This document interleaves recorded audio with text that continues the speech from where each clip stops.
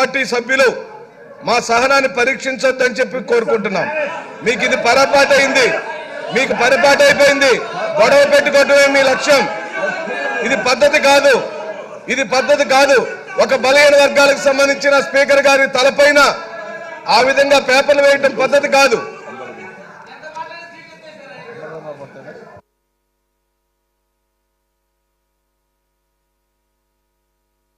అధ్యక్ష, నేను ఒక మాట ఏం చెప్తానంటే, వారు నిరసన చెప్తున్నారు, ఈ రెడ్ లైన్ దాటి పైకి వచ్చారు, అక్కడ కూర్చున్నారు, మాట్లాడుతున్నారు. పేపర్లు చించి మీ మీద వేయటం వల్ల అవమానం జరుగుతుందని మేము ఫీల్ అవుతున్నాం. ఈ విధంగా రెచ్చగొట్టే చర్యలు చేస్తే అది మర్యాద కాదు అని మనవి చేస్తున్నాను. మరొక్కసారి మనవి చేస్తున్నాను, మీరు కాగితాలు చించి స్పీకర్ మీద వేయటం అనేది మీరు అవమానకరంగా వ్యవహరిస్తున్నారు. మా సభ్యులను, సభను రెచ్చగొడుతున్నారు. జాగ్రత్త. మరొకసారి చెప్తున్నా, మీరు ఎంతసేపు అయినా నిరసన చెప్పండి.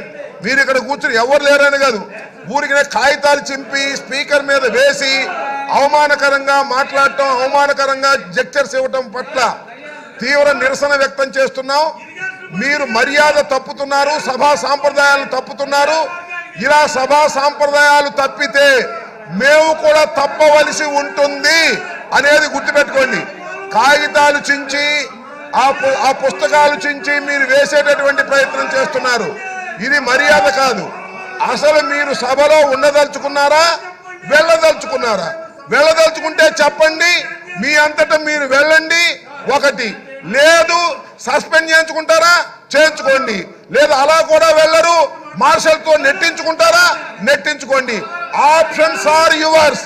అంతే తప్ప ప్రతిసారి అడ్డం వచ్చి కాగితాలు చింపి, అక్కడ ఉన్నటువంటి అమూల్యమైనటువంటి కాగితాలు చింపి మీరు స్పీకర్ మీద వేయటాన్ని మేము నిరసిస్తున్నాం. అది తప్పుపడుతున్నాం, అది సాంప్రదాయం కాదని చెప్తున్నాం. అలా చేయటం వల్ల మేము రెచ్చిపోవాల్సిన పరిస్థితి ఏర్పడుతుందని కూడా సున్నితంగా హెచ్చరిస్తున్నాం.